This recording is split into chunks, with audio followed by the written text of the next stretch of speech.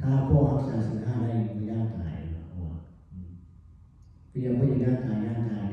ต้องยากตายแล้วโลกพวกตัวเองคนผิดเนี่ยไม่หมด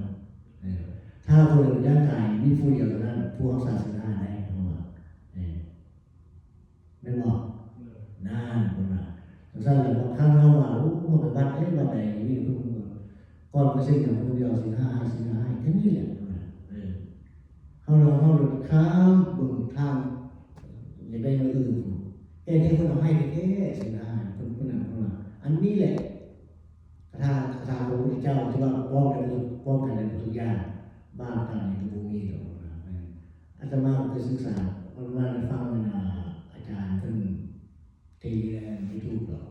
ว่าฟังข่าวแม่ว่าเป็นหลายคนเนี่ยว่าพวกผมยอมหลายคนเลย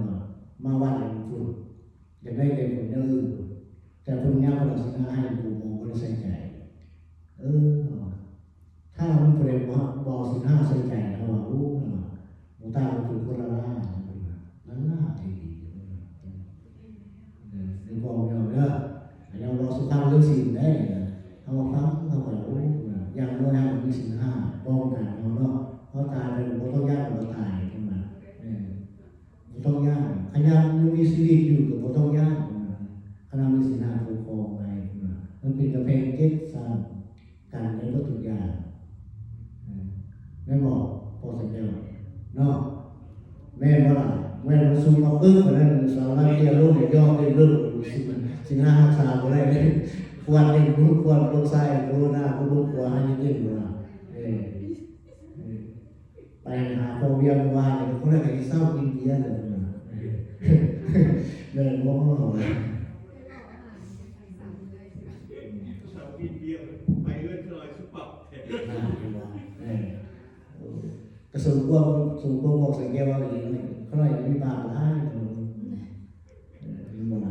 อันนี้วิธีล้างบาปได้เขายุด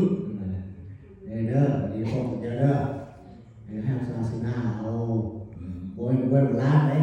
มันตายมันไม่เหมือนคนบาปมาเอาอีกมีทางเหลือนั่นแหละมีอย่างบางสั้นคุณหลวงพ่อไม่ออกมาแต่ว่ามีบาปมีกรรมอะไรนี่อะไรเนี่ยมันจะพ้นบาปพ้นกรรมเขามีทางเรียนแล้วตอนจะเกี่ยวกับอะไรเนาะเขาเนี่ยใส่ลงบอกโอ้ก็มีศีลห้า